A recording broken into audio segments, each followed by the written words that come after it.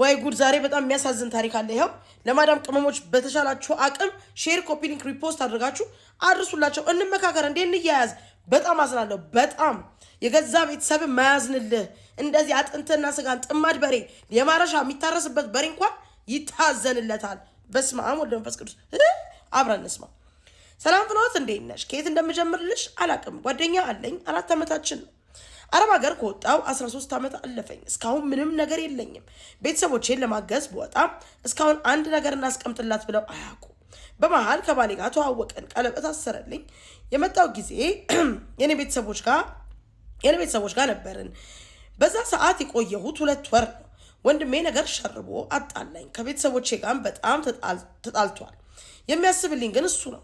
እኔና እሱ ከተገናኘን ጀምሮ ይቆጥብልኛል። በስሜ 500,000 ደርሷል። የዛኔ በጣም ብዙ ነገር ስላሉት እኔም ለነሱ ተደርቤ ተናግሬዋለሁ። አሁን ቤተሰቦቼን መቅረብም ማውራትም አይፈልግም። የዛን ጊዜ ስላልተናገረ ብዙ ነገር ይዞብናል። እኔንም እንዳይጠላኝ ፈራው። ላጣው አልፈልግም። እባክሽ ምከሪኝ፣ ምን ላድርግ? ይቅርታ ጠይቄዋለሁ ግን አልወጣለትም። በጣም አስከፍቼው ነበር። ያልተወኝ ስለሚወደኝ ነው። ምን ትመክሪኛለሽ? የባሰው ነገር ደግሞ የእሱ ቤተሰቦች የኔ ቤተሰቦች ጋር ሲሄዱ ጥየቃ የዛን ቀን የኔ ቤተሰቦች ጥሩ ፊት አላሳዩ እና ቤተሰቦቻችን ተጣልተዋል። እሱም ሰማይ ዝቅ ምድር ከፍ ብትል ከዚህ በኋላ ወደ ቤተሰቦቼ መቅረብ አልፈልግም ነው የሚለው። የኔ ቆንጆ በጣም ያሳዝናል። ምክንያቱም በዛሬ ጊዜ ሰው ሁሉ ሰልፊሽና ሆዳም ሆኗል። በእውነት እንደዚህ አይነት ቤተሰቦች እኔ በጣም በቅርበት ብዙ የማውቃቸው ስላሉ ነው በጣም ፊል አደረኩኝ። ምክንያቱም አንቺ ጥማድ በሬ ነሽ፣ አንቺ አትወልጂም፣ አታገቢም፣ አትከብጂም፣ የእነሱ ሮቦት ነሽ። 13 ዓመት ከሴት ልጅ እድሜ ላይ ሲቀንስ አስቡት ጋይስ።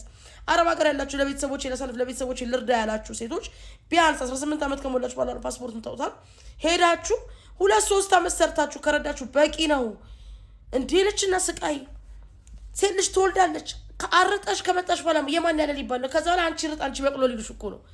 ደሃ ሆነሽ ልክ አረብ ሀገር መጥተሽ ለነሱ አድርገሽ ተበልቶ ተቆርጥሞ ካለቀ በኋላ ከስራችሁ ውስጥ አረብ ሀገር አብዳ መጣሽ ቱስቱስ እኮ ነው የሚባል። የገዛ ቤተሰብሽ እኮ በጣም ነው ማዝነው በእውነት። እኔ ይኸውልሽ እንደውም አረብ ሀገር ያለው ሴቶች ወንድ አትመኑ፣ ለወንድ ብር አትላኩ የሚለው ነገር አምንበታለሁ። አሁንም በስሜ ይቆጥብልኛል ስላልሽኝ ብቻ ነው። በስምሽ እንደሚቆጥብልሽና ስክሪንሻት ወይንም ፎቶ እያነሳ የሚልክልሽ ወረቀት አለ። አንቺም እሱስ ቢሆን ከቤተሰብሽ ጋርም ደግሞ በትክክለኛው ነገር ከመጣን በሽማግሌ ስትመጪ በሽማግሌ በምታምኚው እምነት በቤተ ክርስቲያንም ሊሆን ይችላል፣ በነፍስ አባትም ሊሆን ይችላል፣ በትልልቅ በሙስሊም አባቶችም ሊሆን ይችላል፣ በሃይማኖት አባቶች በተሻለሽ አቅም በማላችሁ እርቅ እንዲፈጠር። ምክንያቱም ዞሮ የልጆችሽ ከዚህ ሰው ጋር የምትወልጃቸው ልጆችሽ አያት ነው የሚሆኑት እነዚህ ሰዎች። ገባሽ አይደል? ወንድምሽም ቢሆን አጎት ነው የሚሆነው። ከዘር ማንዘርጋት ጠላትነት ማፍራትም ጥሩ አይደለም። ልመክርሽ የምገደደው እሱ ወጣት ነው፣ ቤተሰቦች ትልልቅ ሰዎች ናቸው። ምንም ቢሆን ገንዘብ አታሏቸው ነው፣ ገንዘብ ነው ጭንቅላታቸውን የደፈነው።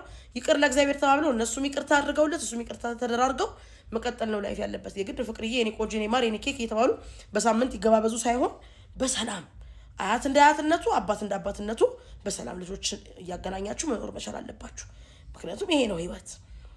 የዘላለም አገልጋይ የዘላለም ባሪያ ጥማድ በሬ እንኳን ይሄ የሚታረስበት ሆሽ የተደረገ የሚታረስበት እሱ እንኳን ይታዘንለታል። ይሄ ሞፈርና ቀንበር የሚደረግበት እንዲህ ባሪያ ነሽ እንትንሽ ምንድነሽ በሬ ነሽ እንዲህ ባረሻለሽ እንዲህ ሮቦት ነሽ እንዲህ ከዓመት 13 ዓመት ሙሉ ካፈጉ በኋላ አሁንም እኮ በቃ ባላገኘሽ መታ በቃ እዚህ ልትኖር ነው ብለው እኮ ነው በየወሩ የሚላከው ገንዘብ ይቀራል እንዴ? በዝብላክሽበት የሆነ ነገር ተደራጅተው የሆነ ነገር ተደርጎ ወይ መኪና ወይ ታክሲ ወይ አይሱዙ ተገዝቶ አይኖርም ነበር እንዴ? ገንዘቡ ተቆርጥሞ ከሚበላ እንደ ቆሎ። በጣም ነው ማዝነው። እንደዚህ አይነት ሰልፊሽ ቤተሰቦች አሉ። ልጅ ውጭ ከላኩ በኋላ በጀርባቸው ይተኛሉ። አንተ ከዛ በኋላ ያኛው ልጅ አይወልድም አይከብድም። they don't really care። ልጅ የልጅ አሳየኝ የሚሉ ቤተሰቦች እንዴ! በምንኛ ጣዕም I swear to God በጣም የሚያሳዝን በጣም አንጀት የሚነካ ታሪክ ነው እህቴ የነገርሽኝ። በተቻለሽ አቅም ግን ቤተሰብሽንና ባልሽን አስታርቂ።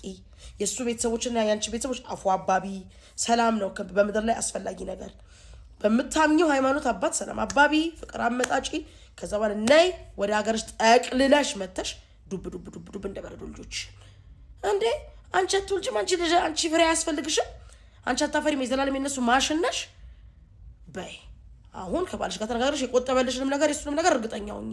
አንዳንዶቹ የቆጠብኩልሽ ነው እያለ እየቦጠቦጠ በስምሽ ነው የሚቀመጠው እያለ እዚህ ጋር ደግሞ ሌላ ትዳር ይዞበትም ሊሆን ይችላል። ስለዚህ ዶንት ትራስት them። ወንዶችንም ቢሆን አረብ ሀገር ያላችሁ የማዳም ቅመሞች ወንዶችንም ቢሆን አትመኗቸው። ኤኒዌይ አንገብግቦኝ ይሄን ነገር እስከምናገርና የሆነ ነገር ላይ እስከምንደርስ ተሯሩጬ ነው የመጣሁት። እንያዝ። እነዚህ ምስኪን አረብ ሀገር ሄደው ራሳቸውን አሳልፈው ሰጥተው ደማቸውን ለግሰው ለሚመጡ እህቶች እባካችሁ አጨክኑባቸው። ወንዶችም ብትሆኑ የገዛ ቤተሰቦቻቸው ክፍለ ሀገር ያላችሁ ሰዎችማ ልጆቻችሁን ከላካችሁ በኋላ ቆርቆሮ ቤት ሰራችልኝ ሳር ቤት አወጣችኝ እባካችሁ የወለዳችኋቸው ልጆቻችሁን ለምንድን ነው መጫወቻ የምታረጓቸው? የአረብ ኤሌክትሪክ የአረብ ከዛ ከሰማይ ጠቀስ ፎቃቸውን ያጎቷን ያክስቷን ያያቷን የእንጀራ እናቷን ሳይቀርኮን የምታጸዳት የምታሰራት የምታስፈጋት። በእናታችሁ የማዳም ቅመም ሲባል ቀለል አድርጋችሁ አይደለም ማየት ያለባችሁ። እንደ ቀልድ አይደለም። በጣም ደማቸውን ለግሰው ነው የሚኖሩት። ወንዶቹም ብትሆን እዚህ በጀርባ ተኝተህ እሷ በምትልክልህ ብር ከሌላ ሴት ጋር አትጋደም። በጣም I feel so bad man። በጣም አዝናለሁ። ኤኒሁ እህቴ ወደ አንቺ ስመለስ አረጋጊው፣ ይስተካከል። እሱ ሴቭ የሚያደርግልሽ በመልኩ እንደሆነ አጣሪ። እናትና ቤተሰብሽን ወንድምሽን ምናምን ወንድምሽስ ቢሆን እሱ የራሱ ሎት አይኖርም እንዴ? በአንቺ ደም ነው የሚተዳደረው። ኧረ ስንት አይነት ባለጌ ሰው አለ ግን። በኤኒዌይ ላይፍሽን አስተካኪ። መተሽ ዱብ እንደበረዱ። እሺ እናቴ መውለድ ነው። የ80 ባሌን በፈሴ ምክንያት ላጣው ነው ጋይስ። እዚህ ጋር ማለት ነው በጣም ቁም ነገር ነው። እዚህ ጋር በደንብ መታሰብ ያለበትና በየቤቱ ሁሉ ሊያንኳኳ የሚችል ሲቹዌሽን ስለሆነ ልንወያይበት ይገባል ብዬ ነው እዚህ ጋር ያመጣሁት። there's nothing funny about ምንም የሚያስቅ ነገር የለም። እኛ የሰው ልጆች ሶሊድ ሊኩዊድ እና ጋዝ የምናስወግድ ሰዎች ነን። እንበላለን፣ እንጠጣለን። ስለዚህ ሽንት ቤት እንጠቀማለን፣ እንጸዳዳለን። we poop, we pee and we fart። ስለዚህ እነዚህ ነገሮች ምንም አይነት ታሪክ ሊፈጠርባቸው የሚችል ነገሮች አይደሉም። በጣም ተሳዝናለች እህታችን። በጣም ዲፕሬሽን ውስጥ ገብታለች። እንደዚህ ያለ ነገር አይመስለኝም እንዴ። ይሄው ምን ነው ልጇ አልጸዳዳም አለ። አብረን እንስማው። ሰላም ፍሎትዬ ከባለቤቴ ጋር በግንኙነት 1 ዓመት ከተጋባን ደግሞ 6 ወር ሆኖናል። በጣም እንዋደዳለን። ለሱ የተለየ ፍቅር አለኝ፣ እሱም እንደዛው ብዬ አስባለሁ። ዛሬ ግን አሳፋሪ ጉዳይ ልነግርሽ ነው የመጣሁት። ባለፈው ሴክስ ስናደርግ ፈሴ አመለጠኝ። በጣም ድምጽ ነበረው። ስሜታችን እልም ብሎ ጠፋ። ጠላትሽ እልም ይበል። መሬት ተከፍታ ብትውጠኝ በምን እድሌ። እረሱ እስከዛሬ አውርቶኝ አያውቅም። ዘጋኝ። ሳሎን ሶፋ ላይ ነው አዳሩ። ምን ይሻለኛል? ጠላኝ፣ ተጸየፈኝ። ሌላ ጋር እንዳይሄድ ምን ላድርግ? በእናትሽ እርጅኝ። የሞቀ ትዳሬን ላጣው ነው። ጉድፈላ። እሱ አይጸዳዳም፣ እሱ ፈስ የለውም፣ እሱ ጋዝ አያስወግድም፣ ሮቦት ነው፣ በቻርጅ ነው የሚሰራው። ስለዚህ አይበላም፣ አይጠጣም፣ ሽንት ቤት አይጠቀምም። እንደዚህ አይነት ደግሞ ወንድም ሲጀመር የኔ መቤት ዛሬ ትላንትና ያወቅሽው ሰው አይደለም። ኦፍ ኮርስ አሁን በቃ it happens። በቃ እንደዚህ አይነት ነገሮች ይፈጠራሉና there is nothing funny about እንዴ። በግንኙነት ጊዜ ሬክተም እና አናል አካባቢ ላይ ፍሪክሽናል ፎርስ በሚፈጠርበት ሰዓት ያው ግንኙነት ሲደረግ የፖዚሽን ለውጦች ይኖራሉ። ግንኙነት በሚደረግበት ሰዓት ፓወር ይኖራል፣ ፍሪክሽናል ፎርስ ይኖራል። በዛን ሰዓት የታመቀ አየር ነው፣ ለቀቅሽው፣ በቃ ወጣ። ምን ይደረግ? ምን ይጠበስ? ያው ይውጣል እንዴ። አንተ አትፈሳም እንዴ ወንድሜ? ይሄ መልእክት ለእንደሱ አይነት ሰው ለሚያሳቅቁ ወንዶች ይድረስልኝ። አዎ ግድ ነው የኔ መቤት፣ አንቺ ማጥፈተሻል። ምክንያቱም መጀመሪያ ነበር ምጥኖ መደቆስ ቀድመሽ ወደ አልጋ ከመውጣትሽ በፊት መጸዳዳት፣ ሽንት ቤት ገብተሽ አየርሽን ማስወገድ ነበረብሽ። በቃ የታመቀ አየር ነበረ፣ አመለጠ፣ ወጣ። ስለዚህ የዓለም መጨረሻ ነው እንዴ? ምን ችግር አለው? በቃ ፈሳች። ተረዳት እንጂ ወንድሜ። እንዴ እቺ ልጅ ቢያመልጣትስ? በአጠቃላይ ሁሉ ነገር ጋዙም ሊኩዊዱም ፉሽ ብሎ ቢወጣ ደግሞ ምን ልትላት ነበረ? ከቤት በዛኑ ሰዓት ጨርቋን አስጠቅልላ ልታስወጣት ነበር ማለት ነው። አይ እንደዚህ አይነት ነገር ሊፈጠር ይችላል ብለን ማሰብ አለብን። እንዴ አንተ ልትታመማችንም አይዱ ተባብላችኋል እንዴ? ተጋባችሁት። በችግሯ ጊዜ፣ በሐዘኗ ጊዜ፣ በመጥፎ ነገሯ ጊዜ ልደርስላት ነው አይደል እንዴ? ስለዚህ በግንኙነት ሰዓት ፈሳ መለጣት፣ በቃ ወጣ እንዴ። ኡፍ ተገላገለችው እንደው እንዴ። አይ ይሄ ነገር ያስቃል ጋይስ። ከእውቀት ነፃ ለምንድን ነው የምንሆነው? የሰው ልጆች ነን። እንበላለን፣ እንጠጣለን፣ እናስወግደዋለን እንዴ። ኢቨን ፐልቪክ ፍሎር ላይ ራሱ የታመቀ አየር ሊኖር ይችላል። በመስሉ ሁኔታ በጣም ልልና ዊክ ከሆነ ሊለቀው ይችላል። ስለዚህ ይሄ ከጤና ጉዳይ ጋር የተያያዘም ነገር ሊሆን ይችላል እና አንቺ ልትጨነቂና ልትሳቀቂ አይገባም። ቁጭ ብለሽ አስተምሪው የኔ መቤት፣ አስተምሪው፣ እንዲያነባ አድርጊው። የሰው ልጅ እኮ ይፈሳል፣ ይጠቀም፣ ምን ችግር አለው እንዴ? በቃ ጮኸ እልም ቦምብ ላይ ያፈረዳሽበት እንዴ? ወጣ፣ ምን ይደረግ እንዴ? ደግፌ አይደለም አጋጣሚ ሆኖ ተፈጠረና ይሄ ነገር ስለተፈጠረ አንቺና እሱ መሀል የሪሌሽንሺፓችሁ መጨረሻ ወይም እሱ ሌላ ሴት ቢሄድ እሷ ሮቦት ናት እንዴ? እሷ አትፈሳም እንዴ? እሷ ሽንት ቤት አትገባም እንዴ?